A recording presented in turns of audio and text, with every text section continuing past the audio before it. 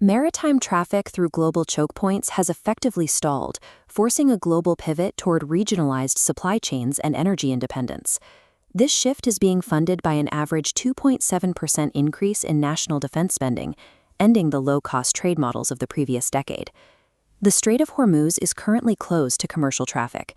The Iranian Revolutionary Guard has maintained a state of high alert, utilizing littoral defense maneuvers and the threat of sea mines to block the waterway. In response, the U.S. Navy is increasing its presence to neutralize fast attack craft without triggering a direct kinetic conflict. The maritime industry is permanently transitioning to the Cape of Good Hope, a detour adding 14 days to Asia-Europe transit. Consequently, 72 logistics professionals are no longer treating these routes as temporary workarounds.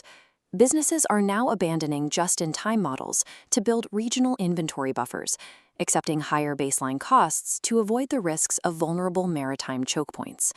These supply disruptions drive the IMF's 2026 global growth projection of 3.1%, threatening major manufacturing hubs with stagflation.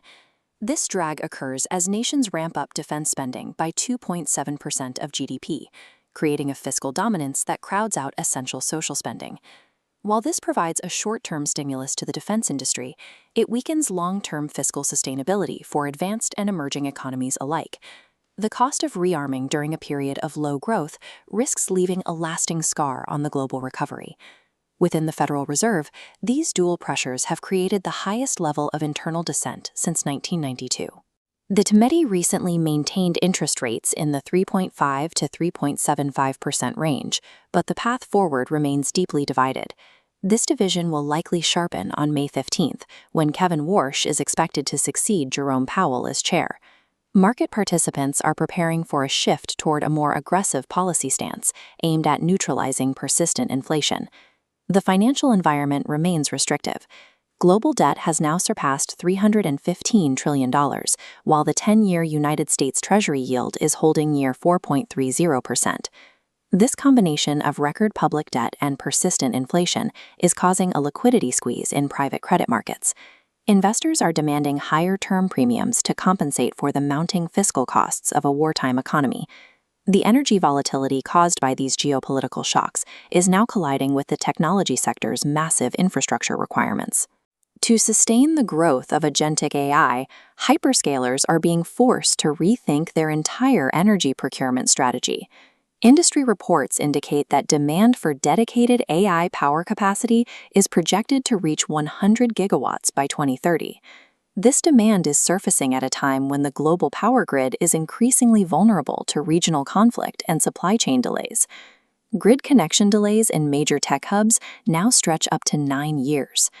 In response, tech giants are pivoting toward on-site nuclear solutions, using microreactor technology to decouple their data centers from the unstable public grid. This strategic shift confirms that energy security is now as critical to technological leadership as software innovation.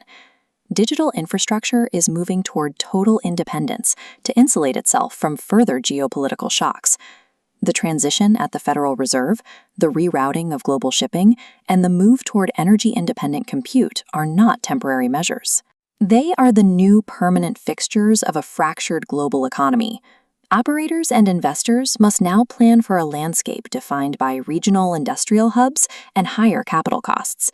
The previous model of low-cost trade through vulnerable maritime choke points has been replaced by a system that prioritizes security and self-sufficiency over efficiency.